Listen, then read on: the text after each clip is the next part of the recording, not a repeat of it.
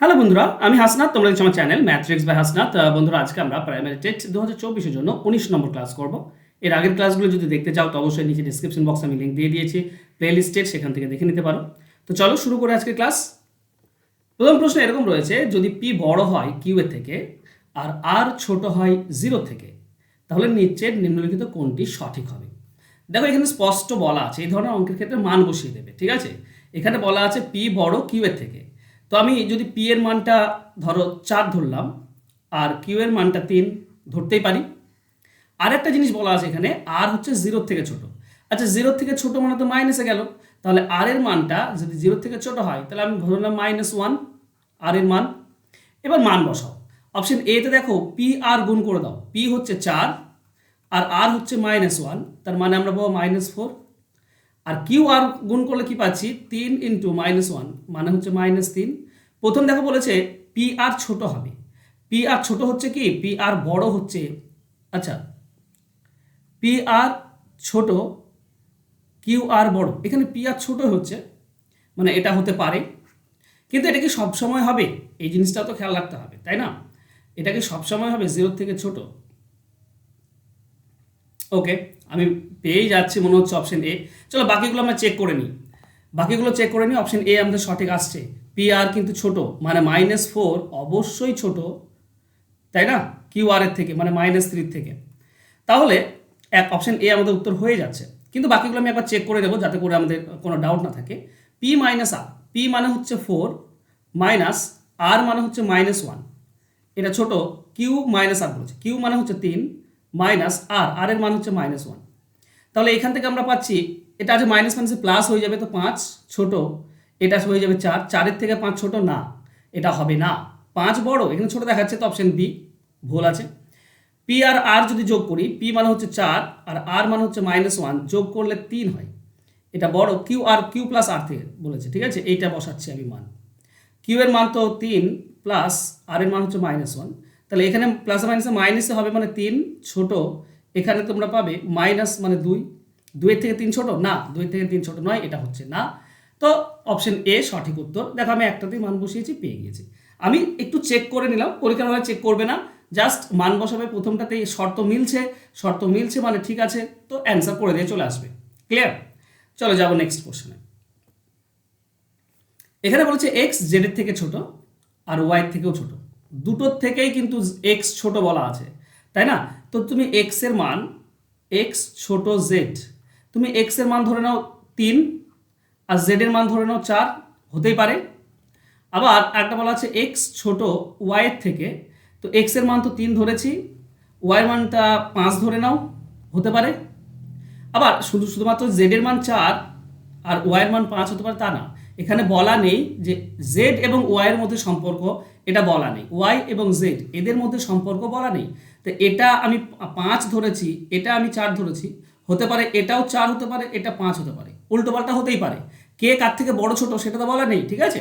চলো তাহলে আমরা যদি চেক করি, অপশন এ বলেছে ওয়াই ছোট বড়। আচ্ছা, ওয়াই আর জেড এদের সম্পর্ক বলাই নেই, ওয়াই এবং জেড এদের সম্পর্ক বলাই নেই, কোনটি ছোট কোনটি বড় সেটা উদ্ধার করা মুশকিল, তবে অপশন 1টা তো হবে না, বাদ।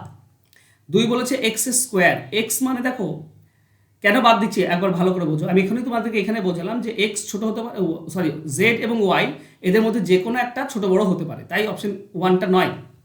2 নম্বর বলেছে এক্স স্কোয়ার, দেখো এক্স এর মান আমরা 3 ধরেছিলাম, এক্স স্কোয়ার মানে হবে 9, ছোট ওয়াই জেডের থেকে। ওয়াই জেড মানে গুণ, 4 আর 9 গুণ করলে 20 হয়, তাহলে অবশ্যই ছোট হচ্ছে, 9 20 থেকে ছোট, তার মানে এটা ঠিক রয়েছে।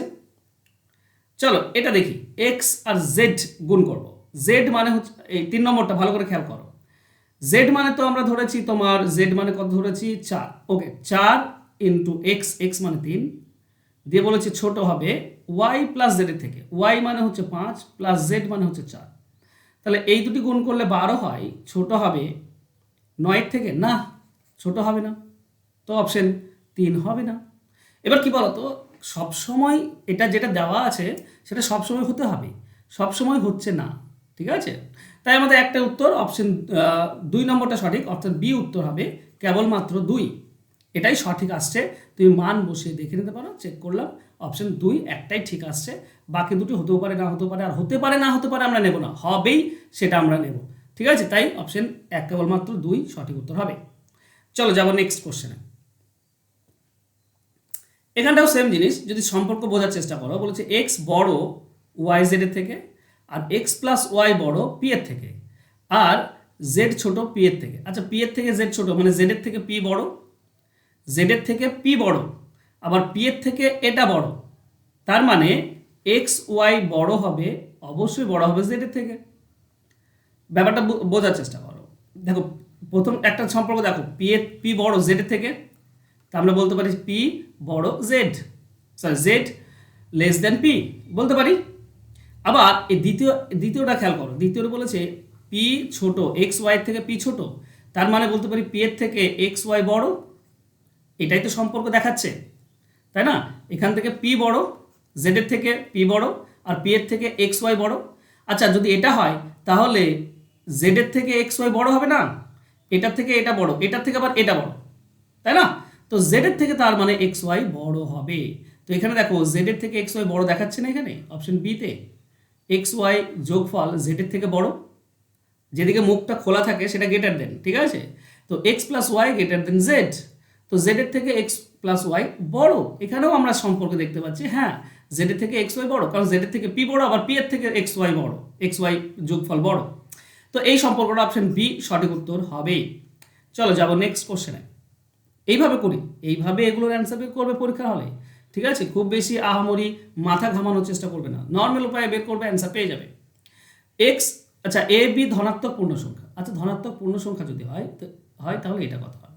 আচ্ছা এখানে সরাসরি তুমি 3.5 আর 7 সমানের দুই পাশ কাটা যায়, তো 2 পাবে। এই 2 দিয়ে উপরে 4 কাটলে তুমি 2 পাচ্ছ, তাহলে তোমরা বলতে পারো এ মাইনাস বি হচ্ছে 2, তো এ মাইনাস বি সমান হচ্ছে 2। এবার খেয়াল করো দুটি পূর্ণ সংখ্যা এ আর বি, তো কখন প্লাস 2 পাবো? যখন প্রথমটা বড় হবে আর দ্বিতীয়টা ছোট হবে। মানে 4 থেকে 2 বাদ দিলে তবেই তো তুমি 2 পাবে, 2 থেকে 4 বাদ দিলে তো তুমি -2 পেয়ে যাচ্ছ। তাহলে প্রথমটা নিশ্চয়ই বড়, তারপর এটা ছোট, তবেই তুমি প্লাসে পাচ্ছ, তাই না? তাহলে এ বড় হবে বি এর থেকে, বাস এই সম্পর্কটাই নিয়ে এসো। এ বড় বি এর থেকে, দেখো এখানে রয়েছে বি এর থেকে এ বড়, B greater A less than A, be less than এ।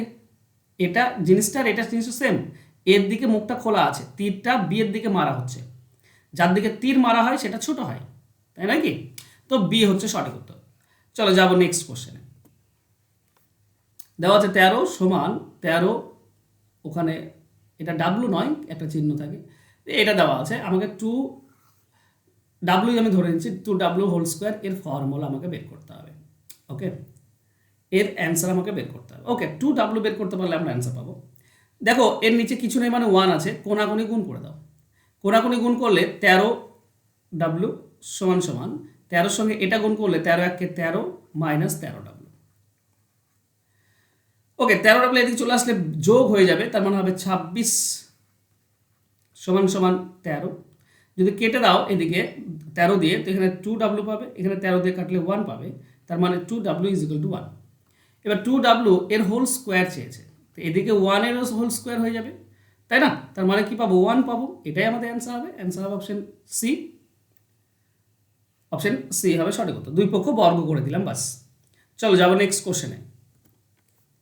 নিম্নলিখিত বিবৃতিগুলি বিবেচনা করো। দেখো প্রথম নম্বর বিবৃতি বলেছে যদি এক্স এবং ওয়াই যৌগিক সংখ্যা হয় তাহলে এক্স প্লাস ওয়াই সর্বদা যৌগিক হবে। আচ্ছা দুটি যৌগিক সংখ্যা নাও, 4 আর 9, 4 আর 9 যোগ করলে কত হচ্ছে? 13। এটা 13 কি যৌগিক সংখ্যা? না, তাহলে এটা ভুল দেওয়া আছে। আমি র্যান্ডামলি ধরে নিলাম, তুমি অন্য যে কোনো যৌগিক সংখ্যা ধরতে পারো, ঠিক আছে? যে কোনো সংখ্যা ধরতে পারো, যেমন 6 আর কত 6 আর 9 ধরো, 6 আর 9 15, এটা যৌগিক আসছে তো হতে পারে, কিন্তু সর্বদা যৌগিক বলেছে, সর্বদা যৌগিক হবে তার কোনো মানে নেই, তার উদাহরণটা এখানে পেয়ে যাচ্ছ। তাই বিবৃতি 1 ভুল দেওয়া আছে, সর্বদা হবে না, কখনো কখনো যৌগিকও হতে পারে, কখনো কখনো মৌলিকও হতে পারে।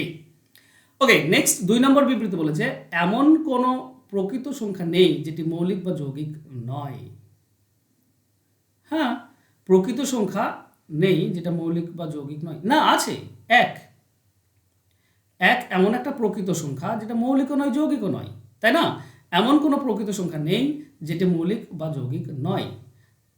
আছে, এক প্রকৃত সংখ্যা, এক প্রকৃত সংখ্যা, এটা মৌলিকও নয় যৌগিকও নয়, তাই না? তাহলে দুটোই ভুল আছে, তার মানে এক অথবা দুই কোনোটি নয়, অপশন ডি হবে সঠিক উত্তর। এখানে দুটিই ভুল দেখাচ্ছে। ক্লিয়ার? চলো যাব নেক্সট কোশ্চেনে। 10 থেকে 50-এর মধ্যবর্তী n একটি মৌলিক সংখ্যা যেটির অঙ্কগুলির স্থান পরিবর্তন করলেও সংখ্যাটি একই থাকে, এমন সংখ্যার বর্গ কত? দেখো 10 থেকে 50-এর মধ্যে এমন কি কি সংখ্যা আছে যেগুলো উল্টে দিলেও একই থাকে? উল্টে দিলে একই সেই তখনই হয় যখন দুটি সমান হয়। যেমন 11 উল্টে দাও একই হবে, 22, 33, 44 এগুলো উল্টে দিলেও একই থাকে, এছাড়া থাকে না। এবার বলেছে মৌলিক সংখ্যা, মৌলিক সংখ্যা, এখানে 11 একমাত্র মৌলিক, বাকি তিনটি কিন্তু মৌলিক নয়। তাহলে 11 একটা সংখ্যা যেটা উল্টে দিলে একই থাকে, 10 থেকে 50-এর মধ্যে মৌলিক সংখ্যা। এর বর্গ চেয়েছে, এমন সংখ্যার বর্গ মানে 11-র বর্গ অর্থাৎ 121, এটা হচ্ছে অ্যান্সার। অ্যান্সার হবে অপশন এ। চলো যাবো নেক্সট কোশ্চেনে। 6-এর থেকে বড় কোনো মৌলিক সংখ্যাকে 6 দিয়ে ভাগ করলে ভাগশেষ কত হবে? দেখো 6-এর থেকে বড় যদি মৌলিক সংখ্যা তুমি বিচার করো, তো 6-এর থেকে বড় মৌলিক সংখ্যা 7 আছে, 13 আছে, ঠিক আছে, 17 আছে। একে 6 দিয়ে ভাগ করলে কত ভাগশেষ থাকবে? আমি 3টি নিলাম কেন? 3টি নেওয়ার উদ্দেশ্য হচ্ছে যেহেতু দুটি করে অপশানে দেখো দুটি করে ভাগশেষ আছে, মানে একটা করলেই তোমার হবে না। দেখো প্রথম মৌলিক সংখ্যা 7কে যদি তুমি ভাগ করো, তুমি 1 ভাগশেষ থাকছে। আচ্ছা 13কে যদি তুমি ভাগ করো তাহলেও দেখো 1 ভাগশেষ থাকছে। 17কে যদি ভাগ করো 12, 5 ভাগশেষ থাকছে। এইবার দুটি পেয়ে গিয়েছি, 1 হতে পারে কিংবা 5 হতে পারে। অপশন সি হচ্ছে সঠিক উত্তর। ক্লিয়ার? যদি আবারও 1 পেতে তো এর পরেরটা 19 করতে বা 23টা করতে পেয়ে যেতে। ঠিক আছে, 23কে তো তুমি ভাগ করো, দেখো 23কে 6 দিয়ে ভাগ করো, 3 দিয়ে 18 যাবে, 5 ভাগশেষ থাকবে। তাহলে 1 থাকতে পারে কিংবা 5 থাকতে পারে, তো অপশন সি হবে সঠিক উত্তর। চলো যাবো নেক্সট কোশ্চেনে। 2n+1 মৌলিক সংখ্যা না হলে n এর ক্ষুদ্রতম মান কত?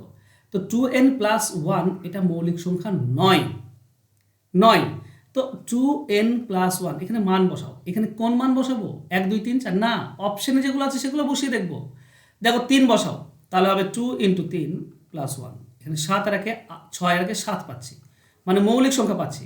আর মৌলিক সংখ্যা না হলে বলেছে, মানে চলবে না। আচ্ছা 4 বসাও, 2n 2 × 4 + 1, এটা কত হচ্ছে? 9।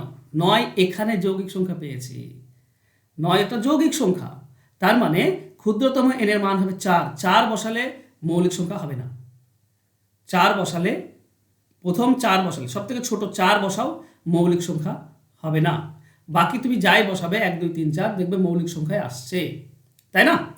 চলো যাব নেক্সট কোশ্চেনে। 4টি মৌলিক সংখ্যাকে ছোট থেকে বড় হিসেবে সাজানো হলো। প্রথম 3টি সংখ্যার গুণফল 385 এবং শেষ 3টি সংখ্যার গুণফল 1001। বলতে হবে বৃহত্তম মৌলিক সংখ্যাটি কত? আচ্ছা তুমি এখান থেকে সবগুলোই পেয়ে যাবে। ঠিক আছে, ধরো 4টি মৌলিক সংখ্যা a b c R d। প্রথম 3টি গুণফল মানে a × b × c, এটা হচ্ছে কত? প্রথম 3টির গুণফল হচ্ছে 385।